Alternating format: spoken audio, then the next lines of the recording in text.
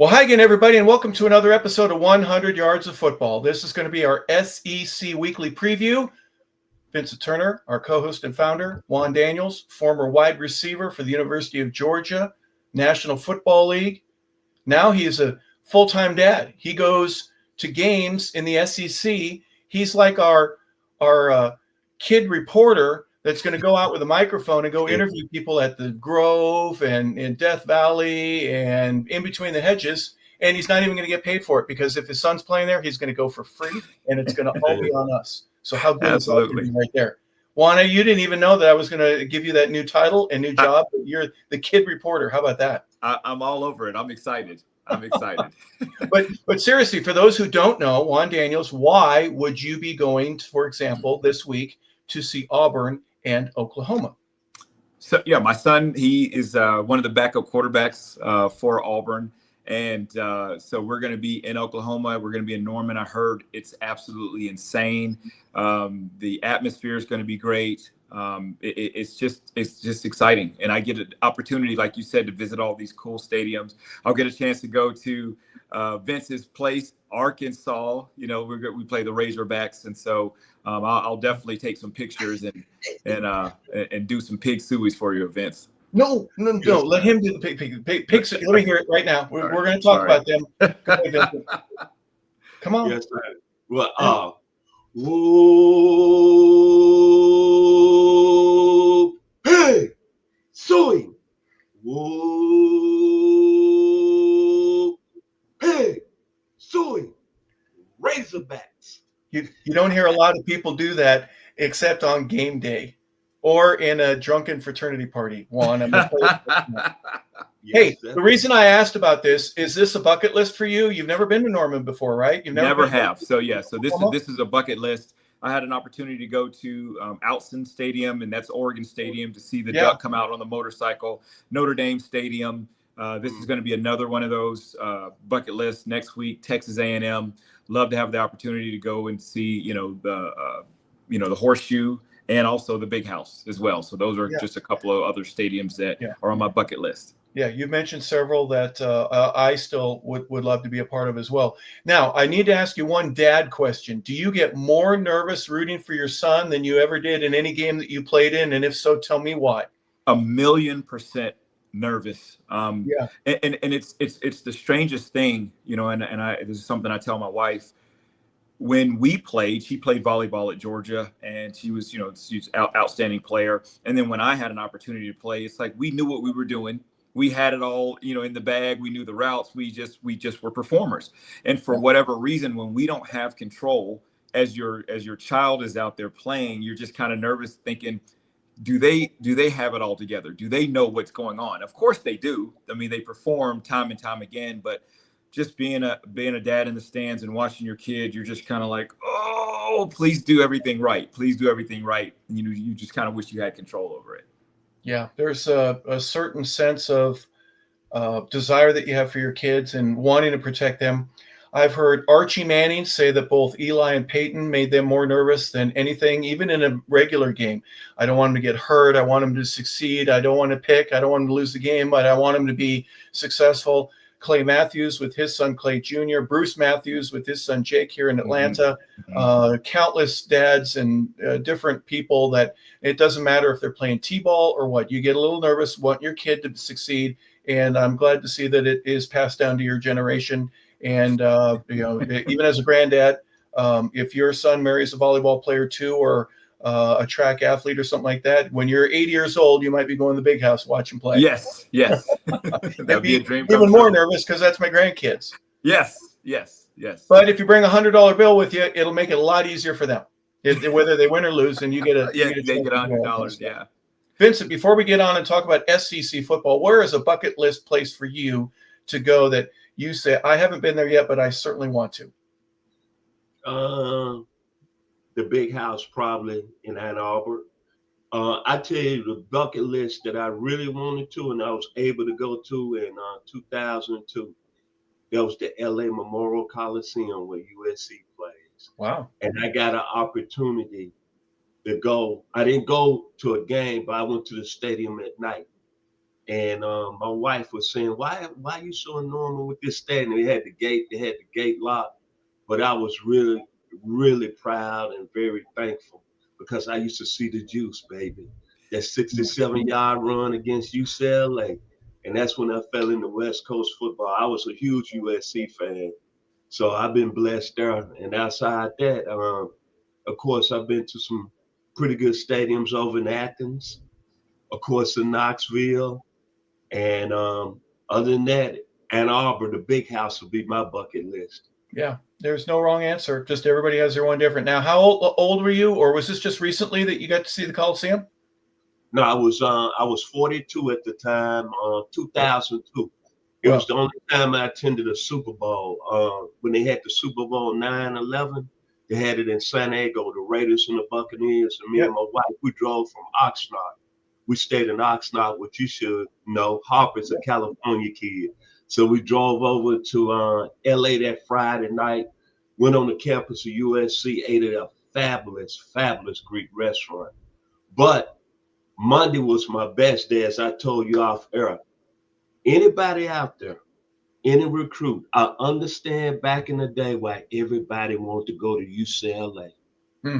Oh my God, when I went out there and I didn't know UCLA was right there next to Bel Air, then I understand why AKA Kareem Abdul-Jabbar, Lou Alcindor went there.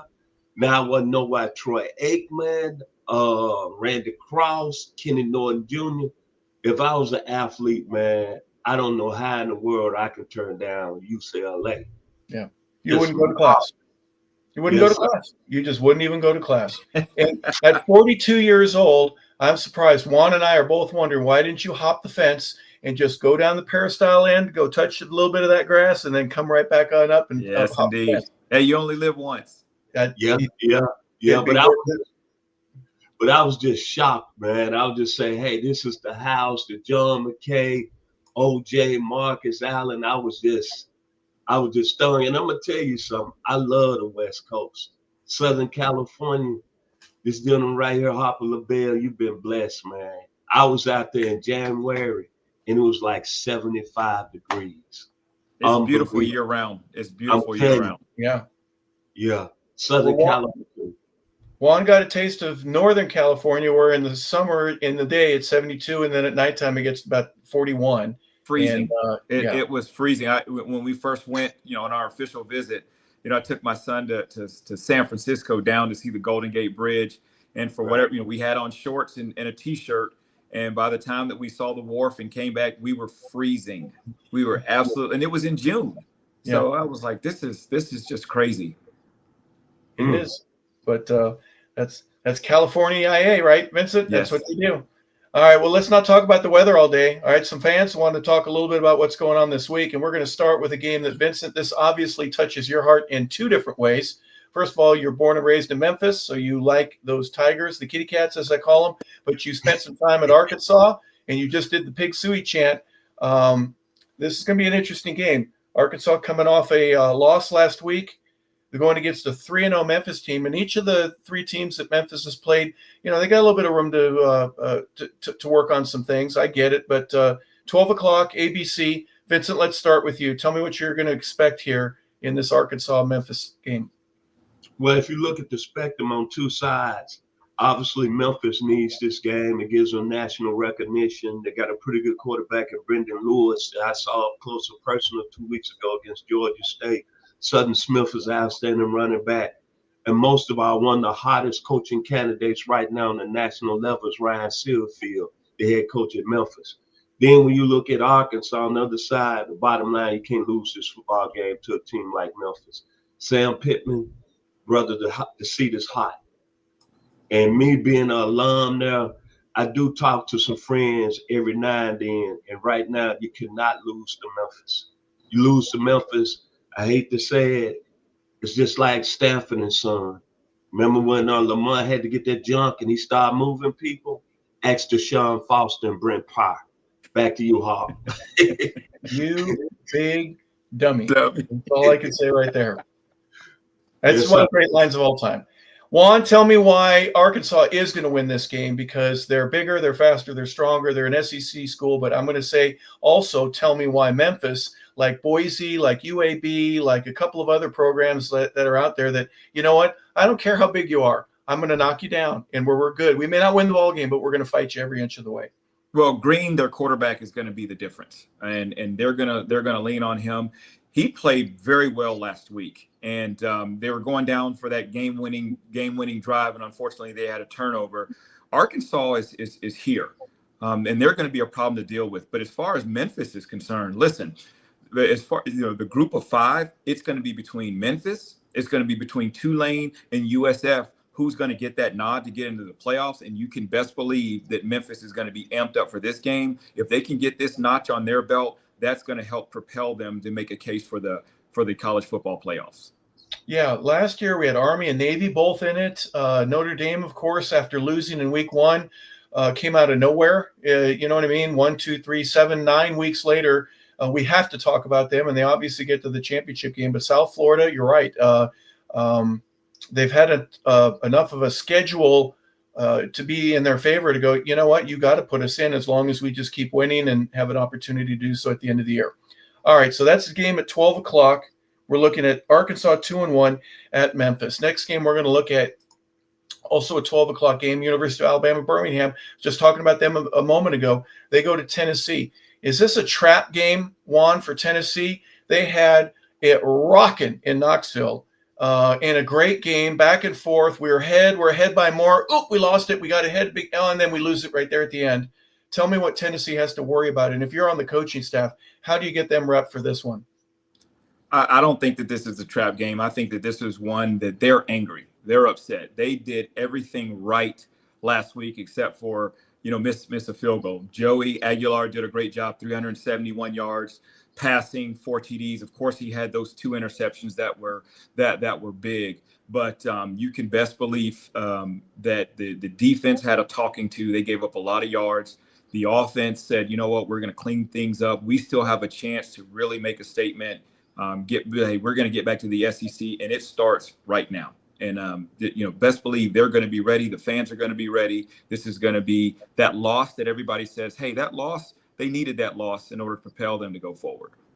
If it works the right way. It's an interesting analysis right there. I see it going that way. But also, Vincent, I would say that if there were 104,000 people there last week, there's going to be 91 or 88. There's going to be a lot of folks that are going, no, I don't want to see UAB, especially after we lost that. Now, it would be 103,999 if they had won that game. So you've been there before. You've always talked. This is your team. Tell me a little bit about what Tennessee has to do if you're a member of the coaching staff. I totally agree with Mr. Daniels. They should roll in this game. It's all about Josh Heupel. Forget about what happened last week. You're supposed to dominate this game. And the thing that hurts so most is Mr. Joey A, as I call him, as Mr. Daniels said. He left 371 yards on the table and 4 touchdowns. Chris Brazzell, 6 receptions, 177 yards, 3 touchdowns. And the field goal kicker missed a 43-yarder. They should have won the game. But at the end of the day, I expect Tennessee to come out, play like they're a national ranked team. They should win this game easily. Now, if anything else goes wrong, they come out flat, then, hey, we might be looking at a rocket season. That's going to be on Coach Heupel. Back to you, Hawk. Tennessee is number 15 in the land. They are 2-1. So is UAB. That's a 12:45 kick. That's on the SEC network. Next game we're going to look at, for obvious reasons, we're going to talk about this one in terms of somebody in our staff is going to be there personally. Oklahoma, goodness gracious, they're number 11 right now. They're going to take on number 22 Auburn. They've snuck in. They're both 3-0, 3:30 on ABC. Juan, I'm going to give you the floor and let you tell me every reason why this is not only going to be a great game because your son's there, it's going to be a great game because you're there, but it's going to be a great game because it's going to be a great game.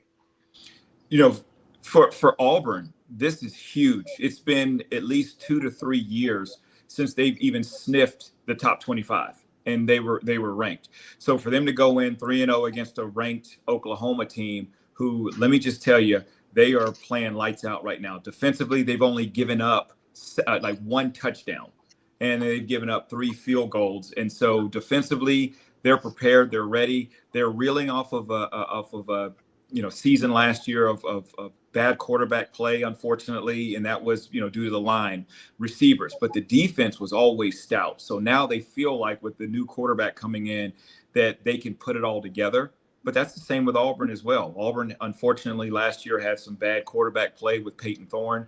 They feel like they have their guy right now. So they feel like from an evenly matched standpoint, all they have to do is take care of the football, move the chains, and then also to stop a highly potent Oklahoma offense who's coming out just ripping and roaring.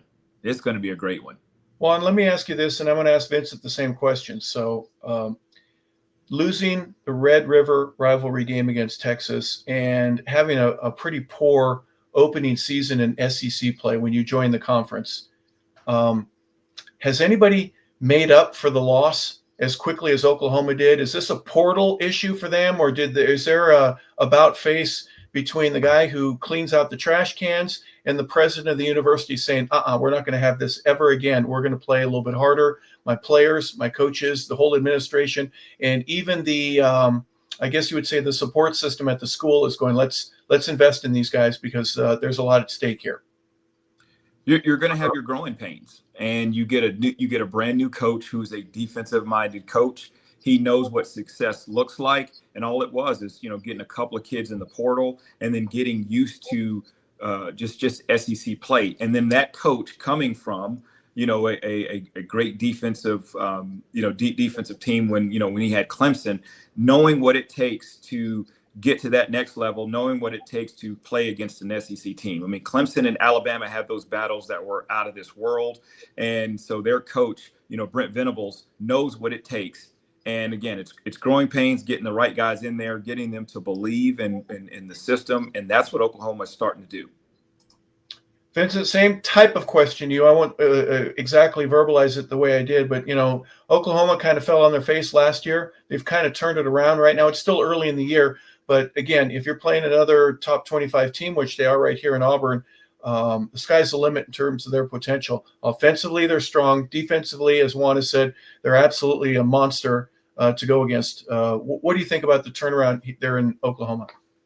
Well, I didn't think they played defensively bad last year. It was all about their offensive problems, man. And what do? They go out and get the number one quarterback in the portal. Outside Carson Beck, the young man from the Northwest, out of the state of Texas, John McTeer. And it's funny, today I looked on a lot of NFL draft boards, and he's the number one player. And he's backed up everything they say he was. 944 yards on the year passing. He's got another 161 yards rushing. And you see, when you get that type of player under the most important position in football, your team is going to go to another level. And last year, they didn't have a bad defense, in my opinion. It was their ability to score. Now, what's so ironic is the guy they ran out of town, Jackson Arnold, is playing lights out for Auburn, War Eagle. And you got to think he's coming back to Norman. It's going to be a lot of people in the stands. Some of them going to be cheering for Jackson Arnold. Some of them are not. And he coming with the enemy. And I want to give shout outs to Eric Singleton. I know some of his people here in Douglasville, Georgia. Phenomenal football player. He might be a key part in that game. So when I look at this game, this is a huge football game, and it's who freezes in the moment right now. This is what he talked about Auburn football was going to be. He came back. He got the recruiting going in the right stages. And when I look at this football game, I don't want to offend nobody. Like Tears for Fears. Shout, let it all out.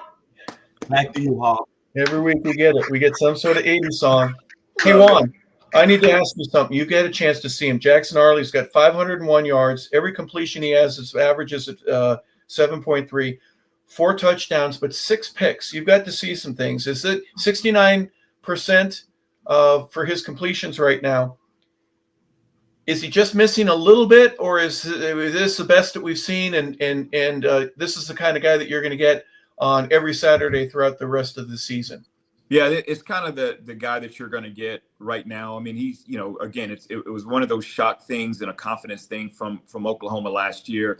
So he's doing, making smart decisions. So he's doing the check downs, and if it's a tight window and if it's a chance for the ball to get picked off, he's not going to do it. He's absolutely not. So he's not going to be your gunslinger like a John Mateer, who's actually now being compared to a Baker Mayfield.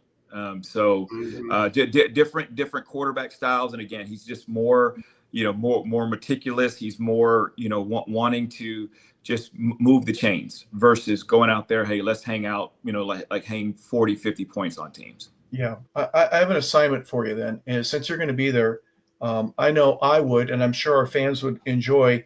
The first time you get a chance to look at John Mateer, I did this a couple years ago when Georgia State was playing at LSU, and I watched during the timeouts. I watched during portions where the defense was on the field. I watched at times where nobody else was supposed to be watching to see what Jaden Daniels was doing. And I came back the next day. I had to do a radio show, and I said, the Falcons need to trade everything that they have right now and go up and get this kid. Yes. And I meant it. He was that impressive to me, and he ends up going number 2 overall. I would like for you to just watch. I know you're going to watch Auburn, but every now and then I like you to see what John Mateer does. Does he warm up the right way? Does he have the cohesion? He doesn't have to be Peyton Manning and go over to the wide receivers and then go to the offensive line, then go over to the running backs and then go to the offensive court. But does he do things that are similar that let you know he's a winner? 67% of his passes are complete, 944 yards in 3 games this season, 9.0 yards per reception, 5 touchdowns, 3 picks, and 3 sacks. But 34 points, 24 points, 42 points, they can put the ball in the end zone. So I'm saying this kind of tongue-in-cheek. Would you please at least consider accepting my offer? Oh, 100%. You're going to do it anyways, aren't you? And it's funny that you say that, because even in years past, so to Vincent's point, I had the opportunity to go and watch a game in the LA Coliseum when Stanford played USC. And so to see Caleb Williams, I was watching him, how he was warming up, how he was, communicating with his team. I got a chance to watch Michael Penix. I got a chance to watch Bo Nix, Cam Ward. All of these guys I got an opportunity to see close up. And again, watching what they do and how their teams just kind of rally around them is amazing. So, you giving me that assignment, I'm excited about that, to come in and report that back to you. Good. And Penix, when I saw him play against Texas, and then in the championship game against Michigan, his ability to get the ball out of his hand from a shotgun snap out to a bubble screen wide receiver is something that I said, nobody does that. And it gives the receiver an extra foot, maybe 2 feet, an extra split second for them to make a move, and a 0-yard gain or a 2-yard loss, becomes a 6 or a 7-yard gain because they got the ball in the hands earlier than they would with almost everybody else. Is that something you noticed about him as well? Yeah, and then he had a Dunze. So imagine what that looked like. Again, we played them. They came to our stadium, and watching him throw that ball to a Dunze and everybody else that he had, you're just in awe.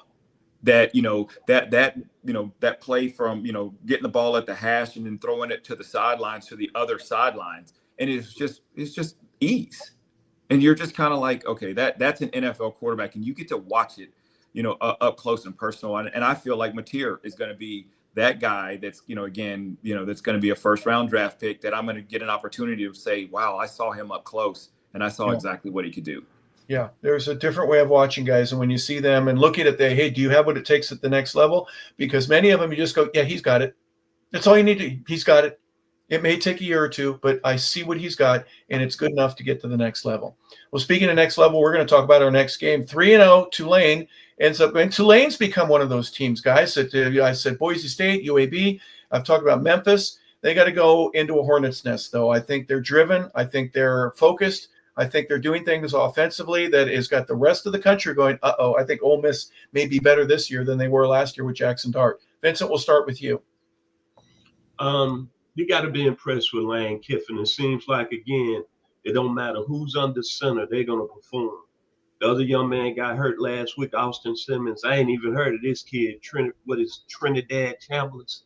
And all he does is come in and throw for, 353 yards and, 3 or 4 touchdowns.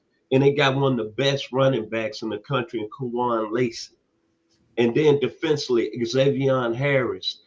They just, for some reason, Lane Kiffin know how to master the portal. But one thing about Lane Kiffin, that a lot of people not giving credit for since he's been at Ole Miss. He's been able to develop the players, develop them. And that's why Ole Miss is winning at a high level. You're looking at Tulane, as we just mentioned, Mr. Daniels mentioned, he think he's one of the Group 5 teams that can get there, but the quarterback, I've been more impressed with. Mm-hmm. Help me out, Harper. Jake, last name? Retzlaff. Yep, Jake Retzlaff. Yep. When he became available in the summer, I didn't really know how good he was at BYU.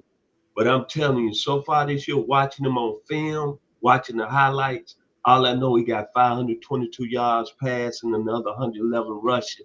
Yep. And when you get a quarterback like that with a team, really Tulane to me is playing with house money because they're in the AAC, the American Conference, that's going to be a tough football team to handle. I expect the game is going to be very competitive. And I think Tulane is going to stay in the game because of him under the center. Back to you, Hart. Juan, what are your thoughts here on this one? I think this is going to be a lot closer to Vincent's point. Austin Simmons, he gets hurt. Then you have Trinidad Chambliss coming in. Trinidad Chambliss actually ends up getting hurt. And then Austin Simmons has to come in and throw a touchdown at the end. But, Chambliss did a great job leading force, scoring drives. Lane Kiffin is a mastermind. And again, just preparing these. But I think that they have a different monster coming in with Tulane. Retzlaff at BYU was fantastic. He knows how to win. He's another one that I would love to just kind of watch how he is, when the defense has the ball or when they have a timeout or, just how he warms up, because he's going to will his team to do great things. And BYU quarterbacks historically have done very well, whether they are at BYU or whether they go on to the league or into the transfer portal. It's interesting that Ole Miss has scheduled this year, after 3 weeks, they've had 2 conference games already. So they beat Kentucky to 30-23 2 weeks ago. And then last week, Pig Suey, they won 41-35, one on the road. Kentucky's at the road. So they had Georgia State, Tulane. Then they got LSU next week. And then they've got Washington State. Then they got Georgia and Oklahoma and South Carolina. So they're getting a lot of those early games, I'm going to say, out of the way in a way where they're prepared a little bit earlier. So this is kind of a week off for them. They're not going to take it off. I'm just saying from a SEC schedule, they're not playing SEC level right now. Just a different way to look at it. Some folks, they want all 4 of their non-conference games to take place all at the same time, maybe get a bye in there before you start conference play. A little bit different at Ole Miss. They've already got 2 conference wins right now, and they're sitting on top of the conference. So good for them. And we'll move on unless there are any other comments. We're good to go. All right. Northern Illinois Huskies end up going to Cowbell Country, and they're going to take on Mississippi State. Northern Illinois is 1-1. Mississippi State is 3-0. If I'm a Bulldog, am I a little upset right now that I'm not in it, or do I need to be 4-5-0 and have a conference win before I get confident and then start yelling at the guys that are doing all the voting? Vaughn, let's start with you. Yeah, definitely. This is a kind of a surprise for Mississippi State. And, this is one of those trap games. Northern Illinois, remember, they went to Notre Dame last year and upset Notre Dame. So you can best believe their coach is going to have them prepared for this game. This is going to be a statement game. Mississippi State, are people going to say, and that's why they're Mississippi State, or are you going to come out and dominate Northern Illinois? If they come out and dominate this week, then you can start to say maybe Mississippi State is for real. Vincent? I like what they've done down in Stockville. Remember, Jeff Levy was 2-10 last year.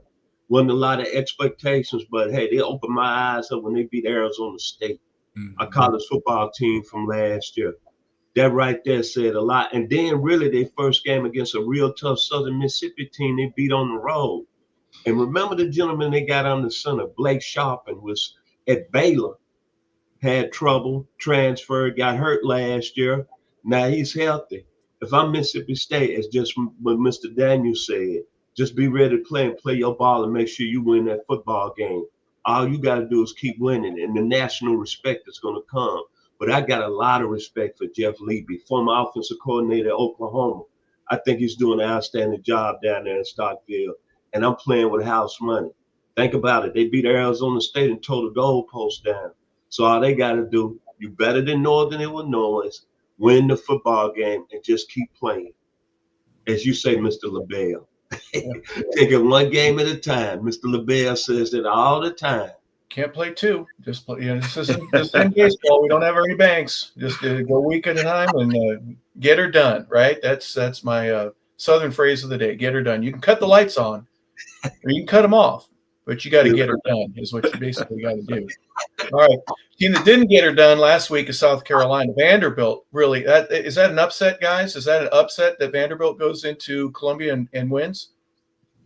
I'm gonna yes. be honest. What you say, sir? You can say yes. You can agree with me. It's okay. Well, I'm gonna say this. What are you gonna say? Diego P. told us at the SEC meetings what type of football team Vanderbilt was.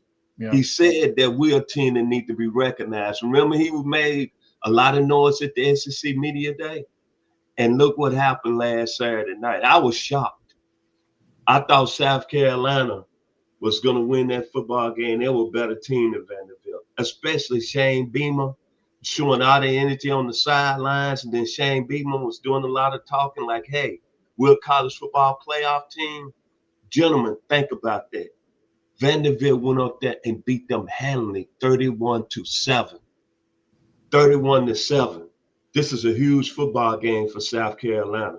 And plus, Lenore Sellers got knocked out of the game, and they don't know if he's going to be able to go on Saturday night. And Missouri, a lot of people saying they haven't played anybody. They're scoring a lot of points, but the last time I checked, they beat a good Kansas team out of the Big 12 2 weeks ago and put up a lot of points. And they got a quarterback that was bagging up Drew Aller at Penn State. I'm not going to butcher his name. I'm going to call him Bo P, Mr. Bo P. And Missouri can score points. So to me, this is a critical game for South Carolina. Back to you, Hart. 155 points Missouri has scored in their 3 games, 52, 42, 61. Kansas, as you mentioned, they scored 42 against them last week against Louisiana, the Raging Cajuns. They had 52 points. And this game, obviously at home, Missouri, the big favorite here. I would imagine that, Juan, this is one of those games, if you're coaching this team, you get to do your job. Let's not overanalyze anything. This is a team that's going to come out early and try to change things in South Carolina and set the tone, take their hit, and punch them back. That's the way I'm going to coach this and say, you got a chance to, get your SEC start of the year with a victory at home. Let's take advantage of this situation and not let it take advantage of us. Oh, 100%. And you look at last week, you talk about, was it really an upset? Once Lenore Sellers went down, it was, a dramatic and just a drastic, loss as far as, offensively, going out there and scoring points. And the reports were saying that if Lenore doesn't practice today and tomorrow, Tuesday, Wednesday, he will not play on Saturday. So, of course, the jury is out on that. I would expect him to be there and be present. Will he be as effective against a really, really good Missouri team? That's yet to be seen. It's an away game. Missouri's playing some really, really good football. They're focused and they want it. They absolutely want it. Well, Missouri's a very good team. Remember when they first joined the SEC, they were in the championship game for the first 2 years, surprising everybody. They have been waiting very patiently to get back in it. So that's South Carolina. They are 2-1 going against number 23 in the country, the 3-0 Missouri Tigers. Next game, this will be on ESPN Plus. We're going to talk about Florida going to number 4 Miami. Miami's 3-0, Florida 1-2. Is that the big surprise? Just that Florida's 1 or 2? And are they just one win away from turning things back the way they need to, or are there more holes in this ship than we are aware of right now? Juan, let me begin with you. There are definitely more holes in this ship that we're aware of. DJ Lagway coming in, when you start the season, he was one of the top tier quarterbacks coming in just because of how he finished last season, how well he played against Georgia. He has not lived up to that right now. And again, them dropping that game to USF, a lot of disciplinary things going on. It just seems like the program is just kind of in disarray. Then for them to come and then go and play a Miami team that's really red hot right now, it's going to be tough sledding. But it is a shock that they're 1-2. That was something that I didn't have on my bingo card this year. Earlier today, Vincent and I had a conversation, and we're going Carson Beck. The decision to either stay at Georgia or go to Miami. When you look at the ranking and the similarities in the school, one thing that after I gave my answer, which is probably wrong, I do that a lot, was I want to go where they want me. I want to go where they welcome me and they will give me a chance to start. I think Carson Beck has earned that there at Miami, and now they're number 4 in the country. Does he solidify that decision if he has a big win, blowout, 25, 30-point win or something, maybe even less than that? But, they dominate, and people start talking about him as the quarterback of the Miami Hurricanes and not the kid that left Georgia in a time where, they're also in the top 10 in the country. I think he's kind of already proven some doubters with the big win over Miami. I think that right there kind of put him on back to the national scale when he was on the center for Georgia. As I said earlier in the previous show we had today, I said I was just shocked that he went to Miami based on the fact because Georgia runs so much a more disciplined culture. And then he goes to Miami, and Miami is more loose, if I can use the words like that. But it seemed like he's gotten in, seemed like he's got a little more swagger, seemed like he's more comfortable. And Miami has played real well under him. And that win over Notre Dame was real huge. And then last week against South Florida, now I was watching to see was they going to be able to dominate South Florida, or South Florida was for real based on their win over Florida. And they answered my question. They beat South Florida easy. Now with the Gators, coming into the season, as Juan said, DJ Lagway was the guy that really was the key to Florida's season. Because Florida, when you look at it, out of all the games they played this year, they have not really played they have not really played bad on the defensive side of the ball. It's the offense that's hurt them. And last week, I watched a little bit of that LSU game, especially in the second half, and their defense was really playing good against LSU and Garrett Nussmeier. It was just DJ Lagway, 5 interceptions in that football game. You're not going to beat anybody. He just not had answered the bell. But I think Florida is still a good football team. But unfortunately, when your quarterback is not playing well, gentlemen, you know what's happened. And unfortunately, I think last week, and I don't want to put it out there, but my man, and I like him as a coach, as I said earlier on the show we done today, Harper, is that I like Billy Napier. But I think right now, 2 words, and it starts with LK. And as Harper said, the Gators, you might need to start getting some Gator money down there. Maybe call Steve Spurrier and Tim Tebow, because that's going to happen. Billy Napier, a.k.a. Deshaun Foster. Back to you, Hart. He's got the Gator going. Anything from you, Juan? Anything further? Well, I'll tell you what, as far as Carson Beck is concerned, when he left Georgia, I told people Miami was the perfect place for him. Carson Beck is a gunslinger, and he went to a gunslinging team. You look at Cam Ward. Cam Ward went from Washington State to Miami. Cam Ward is a gunslinger. And if you look at Georgia, if you think back to the old school Nick Saban 2008, 2009, that's what Georgia is, that ball control. Let's just make easy dump passes. Let's rely on our defense. And until, Kirby gets away from that, you're going to have a certain quarterback. And that was the big knock, is Gunner, going to be that person. Obviously, he stepped out of his shell. He threw for 301 yards, 2 touchdowns last week. But that was just, a little bit out of what he normally does. It's hand the ball off. Let's check down to your tight ends, check, to out of the backfield. And that was just not Carson. Carson did not fit well in Georgia's scheme.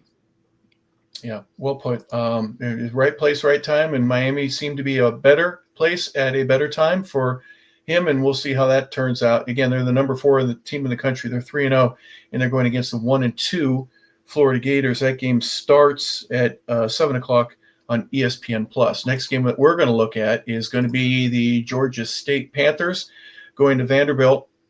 Vanderbilt has beat Charleston Southern. They went to Virginia Tech and beat them handily, 44-20. I'm going to make a comment real quick about that. The Hokies are 0-3. So even though it's a great win, it's on the road, I accept that. I'm also going, well, it's against an 0-3 team, so I'm not sure how to measure that. But last week against number 11 South Carolina, Diego Pavia, my goodness, guys, what a summer he's had.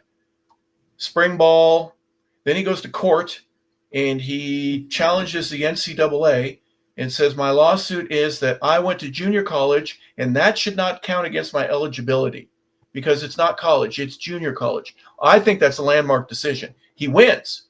And so he gets another year of eligibility. Then he comes back, he goes to the SEC conference media days, and as Vincent says, we're good. You better pay attention to us, folks. He's Joe Namath in disguise, right? He's saying, we guarantee that we're going to win. He throws for 645 yards.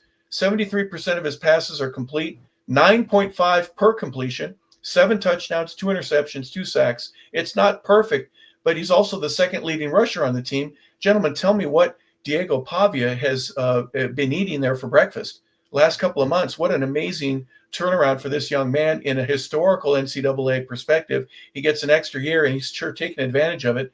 Juan, let's start with you. What do you think about this young man? He's performed. That's the biggest thing. He's performed. You go back to when he was at New Mexico State and they had the big upset against Auburn. You're kind of like, okay, you know what? Those are one of those things that just kind of happen.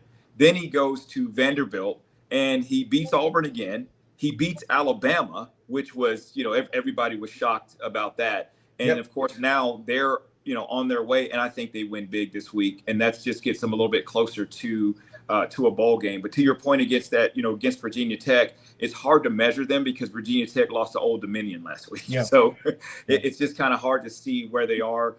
And then I would have loved to have seen a full game with Lenora Sellers against South Carolina versus a Vanderbilt to see how that game ends up, playing out. But hey, that's just how it goes. I think they win big. But you talk about a leader and you talk about somebody that they believe in. Clark Lee got a steal in the portal with this guy. Yep. Well, I brought him with him from New Mexico State, as you mentioned. And Vincent, your thoughts here. I know you call him Diego P, but everything he seems to be doing. Now, his leading rusher on the team is Cedric Alexander. He's rushing for 5.6 yards per carry. He's got 3 touchdowns. They have 8 touchdowns rushing, 8 touchdowns through the air. Trey Richardson, 12 receptions, 162 yards. 13.5 is nice. He hits him over the middle, hits an out route, hits something big, and then does a bubble screen for 8 yards. He's got a touchdown. 7 others for the Commodores. Pretty good offensive team right now. I'm going to say this. If you ever been to Nashville is one of the best, as we talked earlier, they're one of the best cities, I think, in the Southeast. Very clean city. It's got a different vibe. But football has never really been on that level at Vanderbilt that I've known since I've been here. But I would say this. Tonight I want to give a shout out to a gentleman that came out of high school that was all SEC for 2 years straight, to Mr. Raymond Buggs, who was an outstanding receiver at Vanderbilt in the early 80s. Shout outs to Whit Taylor, outstanding quarterback. Shout outs to Kurt Page. Shout outs to Dennis Harrison. Shout outs to Steve Sloan, who was coaching during the time when Vanderbilt was going to bowl games in the mid-70s. And then, of course, Jay Cutler. I'm going to tell you, Vanderbilt is surprising me personally on a national level. Like Mr. Daniels said, they beat Alabama last year, man. And this year, going to South Carolina, regardless what happened, they beat a ranked team that was 11th in the country. They got put out of the top 25 this week. I'm not saying Vanderbilt is the favorite in the SEC, but I think we all know on the panel this evening, while we look around and we having fun, you better take this football team very serious. And what's a blessing? This gentleman right here gets to see him up close and personal on Saturday night, Mr. Harper LaBelle. And I guarantee you look at the head coach, Clark Lee. He's a Vanderbilt guy. Wanted to come back. And I remember his press conference. Everybody was asking him when he took the job a couple of seasons ago, why would you take the Vanderbilt job? Because he was a hot candidate. Remember, we're talking about a guy that was a former the DC at Notre Dame. And he came back and he said, you know what? I think I can win at Vanderbilt. That's my school. That's my alumni. And that's what I love about the story. He didn't go to no other big school. He came back to the school he loved and graduated from. And like him or not, Diego, Mr. Diego, he did a lot of woofing at SEC Media Days, and they backing it up 100%. Not 50%, 100%. That's my final words on Vandy. You get to see him up close and personal, Hop, on Saturday night. Back to you, sir. ESPNU will be covering the game. It's at 7:30 from Nashville. They're 3-0. They play Georgia State. Then they get Utah State, and then just letting you know, at Alabama, LSU, Missouri, Texas, Auburn. Every one of those teams is nationally ranked. Then they get a break by getting Kentucky at home, and then they finish against number 15 ranked Tennessee. If all things stay the way that they are, they could be 5-0, and they could end up being 5-5. I don't know. But it turn out, how they're 5-0, and everyone saw one more game, we get to be bowl eligible. Yeah. But they got a buzzsaw in terms of their schedule. So we wish them well. I'm just saying that's what I see. That's what that's what you got in front of you. But that South Carolina win and the Virginia Tech, obviously 2 big wins for them. Next game that we're going to look at, Southeast Louisiana against LSU. They're the number 3 team in the nation, guys. This is just one of those games. It's a money game for Southeast Louisiana. We all understand it. We know it. I don't want to get anybody hurt, but LSU is a monster right now. Defensively, they're fast, they're strong, they're big. Offensively, they're scoring a lot of points. Vincent, let's start with you. Give me something to be worried about if I'm at LSU. Is it that someone might get food poisoning? Is it that someone might sprain their ankle during the victory walk that you have before the game? Tell me what it is that LSU's got to be concerned about this week. My only concern with LSU is their offense, maybe being more proficient, maybe being more, I want them smooth. You got arguably maybe the best quarterback in the country in Garrett Nussmeier. You got a lot of receivers. I like them to score some points in this game. Defensively, they went out and spent a lot of money in the portal. Patrick Payton out of Florida State, they got him. Monsieur Delane, think about this. He was with Virginia Tech last year. A lot of people saying he was the best corner in the country. LSU set their money out. Now, if you watch LSU play, their secondary, like I said, last week, 5 interceptions against DJ Lagway, and they was on glue with those receivers. And I'm kind of happy for Brian Kelly, because remember what he said. He kind of put his foot in his mouth. He said, I left Notre Dame because I came to LSU because I think I can recruit at a high level and I can win a national championship. Obviously, that hasn't went well for him, but a lot of people don't know this. Jaden Daniels went first overall last year. Before the season before, then they had Will Campbell, Emory Jones, both went high as the offensive tackle. So, LSU is going to have offense, but I'm really happy for them defensively. And they got a national championship club to go all the way and win it. Back to you, Hart. They've given up 27 points, Juan, in their 3 games. But remember, their games are against Clemson, Louisiana Tech. Louisiana Tech's another one of those schools. They don't win against the Power 4 as much, but they're another one that, they're a thorn in a lot of people's side. And then they beat Florida 20-10. So their resume early in the season, I think, is as strong as anybody. They played a number 4 Clemson team. They beat them in a close game here in Atlanta, but next week they've got Ole Miss. I don't think they're going to look ahead, Juan, not at all. But they got Ole Miss, South Carolina, then Vandy, Texas A&M, Alabama, Western Kentucky's in there, and then they finish against Oklahoma. This game right here is just it's a tune-up game. Your starters play the first half, and they need to work on things, right? To Vincent's point, offensively, I'm not really sold on LSU. They've got to really work on that passing game, put it all together. Defensively, they're outstanding. Again, you go back to that 2008, 2009 LSU team versus Alabama, when the games were like 9-3 or whatever. I mean, just real defensive, tough games. But offensively, I'd love to see them to start to prepare and utilize this time, this game right here to really get that passing game in sync. Because Garrett Nussmeier is a great quarterback. We just need to make sure that we get the ball to those receivers downfield. So, later down the road, when they need it, they're going to be able to perform.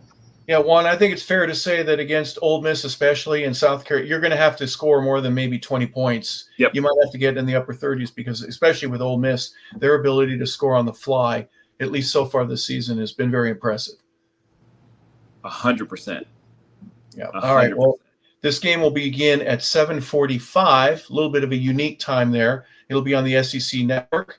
Last game of the schedule for us that we're going to look at right now will be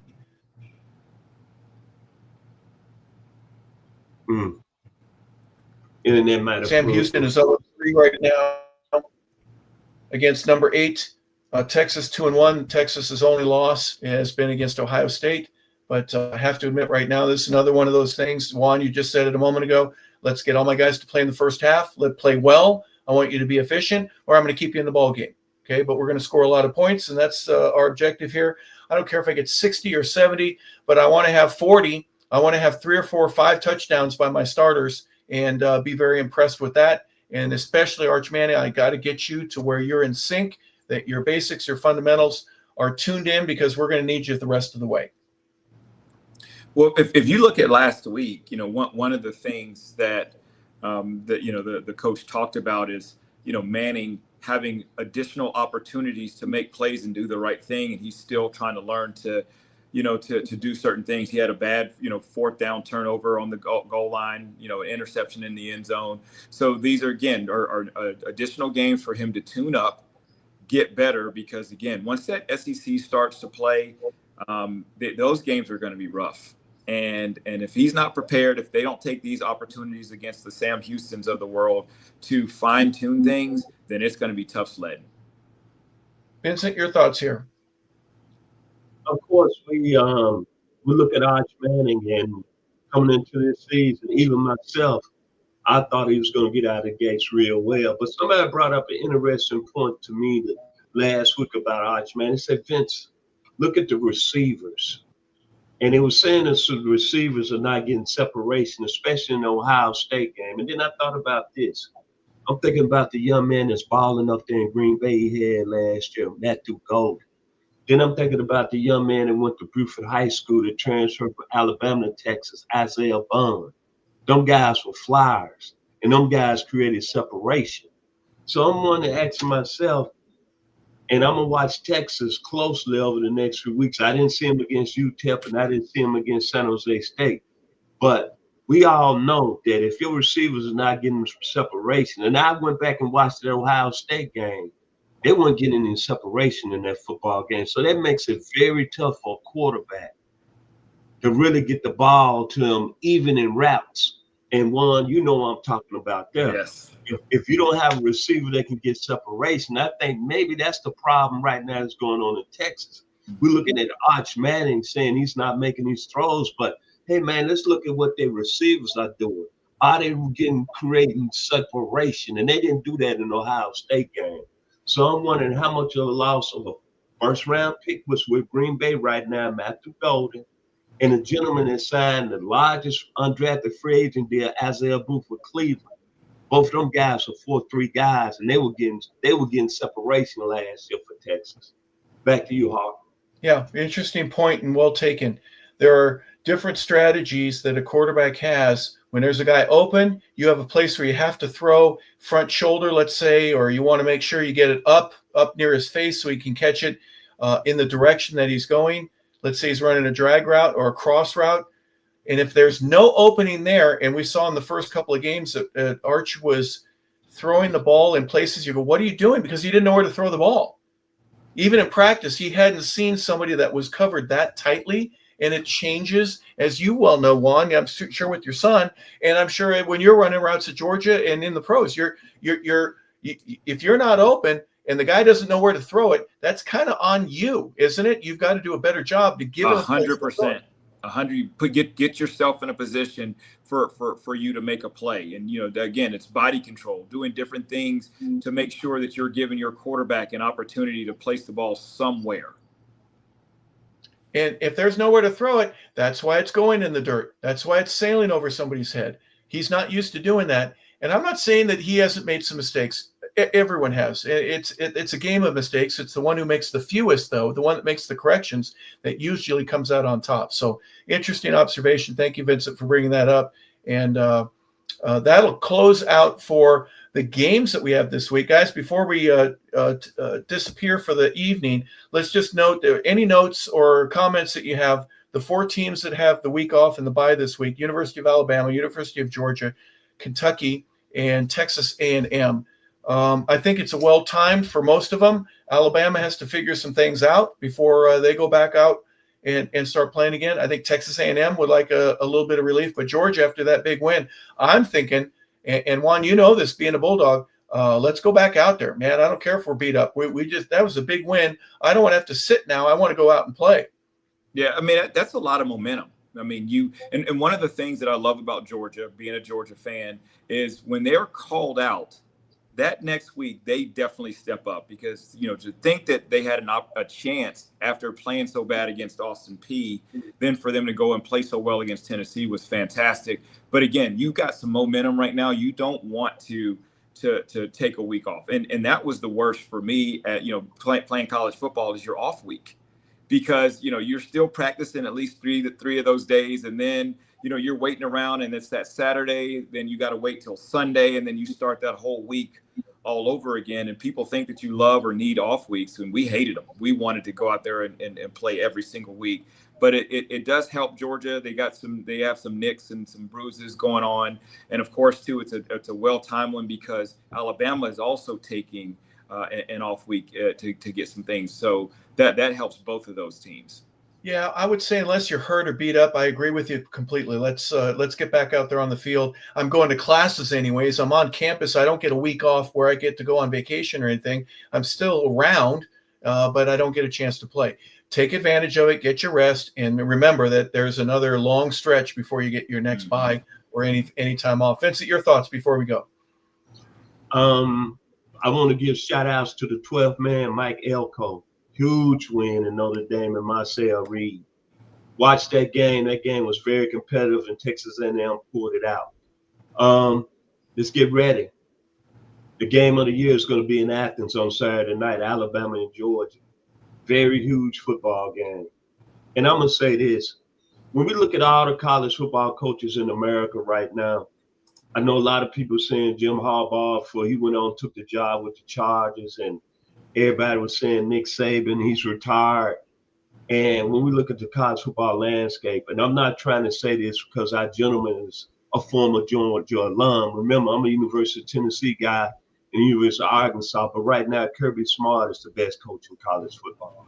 What he's done at Georgia since he's got there in 2016 has just been unbelievable. And I'm around a lot of Georgia fans, and they let me hear it now, but how he came in and has built that team. And I'm going to tell you, one of the biggest reasons why Georgia won that football game against Tennessee was his coaching ability. Think about this. It was loud last Saturday. Tennessee was up 21-7 in the second quarter. My phone was ringing off the hook. A lot of people saying, hey, man, we're getting ready to run them out of the house. But Kirby Smart, with a young football team and a quarterback that's never played in an environment, was able to hold that team together, and they stayed in the game. And I told somebody this: hold your horses now, because they got the best player in the country, Zachariah Branch. And what happened? He made that play in the second quarter. And then on top of that, what I liked about Kirby Smart, when Georgia went into halftime, I think they was down 21-14. I can't remember the score. I remember whoever was the sideline reporter, she asked him, Kirby, what y'all going to do when you come out? He said, we're going to do it very basically. We're going to run the ball down their throat. Third quarter, they had that drive. I don't know, it was what, 14, 15 play drive. They put it in the end zone. That's Georgia football. And Kirby Smart, I'm not, as I'm saying, I'm getting long-winded. We'll get back to you, Hawk. He's the best coach in college football. When it's all said and done, no disrespect to you, Mr. Daniels. He your former teammate. He the best coach Georgia's ever had. He's twice a better coach than Vince Dooley.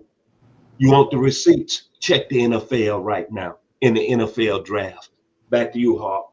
Well, I'll tell you, he's twice the coach Vince Dooley. You're going to get a bunch of folks that are going to put some boxing gloves on and want to hit you, because there's an old school philosophy in Georgia that there are untouchables, right? Fran Tarkenton, Stafford, Herschel, and Vince Dooley. But what you're saying is true. And here's why it's true to me. They were relevant and have been ever since he walked on that campus. When Dion took the job at Colorado, there were people that I know that were in the back going, he's going to make us relevant again. And that's what they were begging for. The Colorado history with Coach Mack and playing for a national championship and being in Orange Bowls and doing all that kind of stuff. They missed that. They want it back. And Georgia has it right now. Tell me where I'm wrong, Juan. It's a different type of respect that you have. There's no disrespect to Vince Dooley or Herschel Walker. If you say Stetson Bennett has 2 and my guy only had 1, I know math, and 2 beats 1. I'm going to say the new Bulldogs are a different reason to love the program. Listen, who wants to play the Georgia Bulldogs? That's the biggest thing. When Nick Saban had Alabama, who wanted to play Alabama? Nobody did. And so you're you look at not last year but the year before, everybody was wanting Georgia to be out of that college football playoff with those 4 teams. Again, you had Michigan, Washington, Texas, and Alabama. They didn't want Georgia in there because they knew that there was a good chance that Georgia was about to get a three-peat. Because you would have had, for those bowl games, you would have had Brock Bowers. He would have been healthy. You would have had Ladd McConkey that would have been healthy, and they would have been hitting on all cylinders. And so was it a year earlier, Juan? Was it a year earlier when they played Ohio State and they just beat them? That's all there was to it. And Ohio State was the clear-cut winner for the national championship until they beat Georgia. Yes, absolutely. And so, what did Georgia do against TCU in the following week? Are you kidding me? Absolutely, just ripped them. just absolutely crushed them. But a lot of that too is, again, all you have to do is just talk smack to Kirby, and he's going to have his guys ready. And I don't know if you guys remember hearing that audio tape before that Florida game where he just absolutely just went nuts. He just went crazy. And it was to the point to where even if I weren't a Georgia fan, I would have ran through a brick wall for him. And that's what he has, against those guys. But not only that, people go to Georgia they want to go to the next level. And what that strength and conditioning coach does for those guys, he should be the one that really should be exalted over Kirby, because the way that he has those guys prepared physically and mentally, they go out there and not only do they beat you on the field, but when they go to that NFL draft or in that NFL combine, the performance there is just second to none. Yeah. Juan, real quick before we go. Okay, go ahead, Vincent. I'm sorry. Go ahead. If you want to know how good Georgia is right now, they developing players, man, coaching them up. The biggest impressive thing with me with Kirby Smart, he don't care who he has under center. He's going to win at a high level. And Gunnar Stockton, I had some questions about him at the beginning of the year, and I had some questions about going in the Tennessee game. But young man, I'm going to look in the screen. You did your thing, 306 yards, and that pass on the final drive, that was an NFL throw. So it don't matter who's going to be on the center of Georgia. It's like Kirby said, you want to come over here and get developed, I'm putting you in the league, and you might win some championships. And when you look at all the programs right now that go through the portal, and you look and you get in everybody like Texas Tech, we talked about that today, Harp, how they didn't spend money. Or like USC, but some about Georgia, they get the players they need. Mm-hmm. And they got the best player in the country, man, Zachariah Branch. He's tough. From SC, for him to come to Georgia, I hate to say it, no disrespect to none of you Vince Dooley fans, but you need to get out of the way because Kirby Smart is the guy. And hopefully they build a statue of him in front of the stadium over there at Stanford. He's the best coach Georgia's ever had in the history of Georgia football. My final words I'm going to say tonight. Back to you, Hart. Juan, my last question to you is just a simple little comment about the importance of an SEC schedule and being able to tune it up when you need to every week. I think Kirby does an excellent job of saying we got 15 weeks. We got camp. We got a couple of easy games at the beginning, and then we got to play either South Carolina, Clemson, or Kentucky or something. But every week we are going to be ready to play for a national championship, no matter who we're going against. But we have to pace ourselves the right way. You'll get a couple days off, but then there's a couple days that I need you to turn it off. Finding the magic of making that work after 4, 5, 6 years when a bunch of guys that they're seniors go, I can't do this anymore. Harbaugh wore that out. Notice Harbaugh was gone after 3 or 4 years. Every place he went, Stanford, Michigan, everywhere else, everywhere, they get tired of that message. Kirby seems to have the same message, the same intensity, and it registers a little bit differently. Again, you've played with him. You played with him literally, and you see that. So just very briefly, just talk about the importance of being able to tune it up every week and do so in a manner where you're playing for the number 2, 3 spot in the country. I think it's down to a science. It's all about, when I talk about, the strength and conditioning, the meal plans, everything. If you actually go to Georgia, they have their own personal cafeteria. They have everything just laid out, and they do it in such a way that it's almost like they have a bunch of guys that are in the lab and say, hey, this is how we're going to do it, and you guys are going to follow it to a T. And that's what they do. They wear those chest bands that talk, that show, the effort that you're actually putting into practice. And sometimes they'll say, hey, why don't you dial it down a little bit, because these things are coming up. And of course, too, one of the things that they don't do is they don't play down to the level of their competition. Mostly, sometimes they do, but again, it's just having the right mixture, the right formula to go and play an SEC schedule. And I'll say one thing: when everybody talks about that 2019 LSU team being one of the greatest, I would say the 2020 Alabama team was probably one of the greatest, because they played an all SEC schedule and went undefeated and won a national championship. To play in the SEC a full season, it is to your point, Harp, it is a grind, and you have to pace yourself and be able to perform each and every week. Yeah, absolutely. And they're not robots. They're 17, 18, 19-year-old kids. Sometimes they're 21. They may have an extra year like Diego Pavia, where they could be 24. Doesn't matter. But there's a certain way that works. And when the kids believe it works, because it does, that's a magic that Kirby has obviously been able to muster together. And other SEC coaches and coaches all across the land are trying to find that recipe as well. So obviously, very interesting, and we'll debate that throughout the rest of the season. Let's let everybody go right now. We appreciate for the last hour talking about the SEC, and this has been our SEC preview, week number 4 here on 100 Yards of Football. I'd just like to say thanks for everybody tuning in.